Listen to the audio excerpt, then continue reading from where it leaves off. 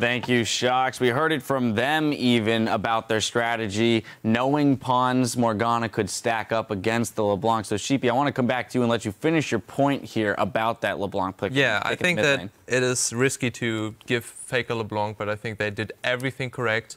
They had it planned out, and I think this is something that we will see more coming into Worlds and in the future League of Legends if we look forward.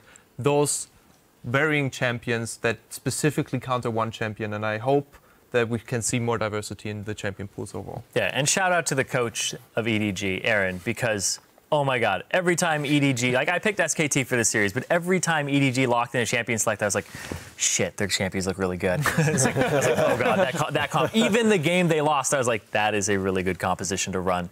And SKT looked like they were flailing around a bit, didn't look like they had cohesive comps, and the order that they selected their champions in was a little all over the place, right? It's like they already have Maokai locked in, let's lock in a Gnar when there's Annie still up and things like that. And then this time they're like, all right, let's lock in the LeBlanc before we've seen a whole lot of what that comp can do. Even what was locked in, it was like they seemed like they were set in what they wanted to lock in and in what order, and they didn't adapt. The reason I was surprised with the LeBlanc pick that early is because he hovered over the Lulu first. And we're thinking, well, you know, Lulu does really well against LeBlanc in lane. You could just hold off of the LeBlanc pick, see what they do next, and then decide on your picks. But he just locked it in right there. And you saw how he had to play. He could never use distortion aggressively versus Maokai, versus Alistar. You're never going to hit that damage. That's a huge amount of burst that you're missing out. He's forced to use his double sigil of silence. Is it silence? It's not silence. Sigil of Malice. Sigil of Malice, twice. Not enough damage to one-shot anyone. Yeah, man, shout out to Pawn. He went through both gods, and this is a guy that all season long just, like, plays anything he wants. I felt sorry for Mako because he used to play Viger mid. Now he pulls out a Morgana. He should just move down to support, realistically. But every single thing they threw at him, this guy seemed to have an answer. Credit to his coaching staff, but more importantly, credit to the player, because twice now, Worlds and MSI, this guy's shown up huge on an international stage. Well, it really does speak to the entire organization, though. All of these points that we're making here, that Pawn was confident enough to go up in that matchup against Faker, that the coaching staff, the support staff, crafted this composition for them. And then in all the previous games leading up to this final one, we have pointed out a different player on that team at different times and said that they were the reason that they won a certain game. You look at Mako, you look at Clear Love in the jungle, you look at Koro in the top lane. Every single one truly is a threat. I think this team is incredibly powerful, and they're the ultimate testament that smiles don't win games. Even at Worlds and Pawn 1, they didn't even know what's going on. They're not even smiling. It's just another day for them. Deft in particular has like eyes of a killer. That guy just blankly stares at you like, and he's really good at it as well. I really like it. Nice role play there. Thank you. I like it. I don't know. I'm going to have to go back and scrub through the footage and find somewhere where they're all smiling in order to prove you wrong. Well, this week it was clear that one player, though, was truly the linchpin in Edward Gaming's rise to the top of the tournament with the highest KDA of any player at MSI and a 100% kill participation in all of his team's 9 First Bloods. Our MVP of the midseason invitational is EDG's jungler, Clear Love. Oh my God, in a game, in a tournament that was all about turret diving and setting them up and getting that pressure, he was the king of those two things this tournament. And also Evelyn.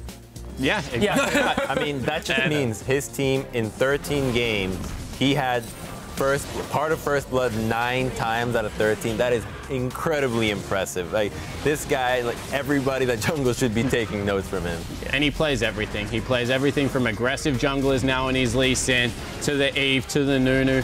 The guy's just good at every single part of the game. In particular, how he engineers the turret dives over there, but his team fighting spot on, his lane's presence is really good. And I just think he's got the best instinct out of any jungler I've seen at the moment. He's really come into fruition, because that wasn't something you always said about Clear Love, but he's made a very good brand for himself now. Yeah, personally, I was not too keen about EDG because I had my heart kind of over to SKT, which was also shown in the beginning, but this team really showed me different. That was an absolutely crazy series and really entertaining. Even though he played twice Nunu in the last game, we had Nunu again.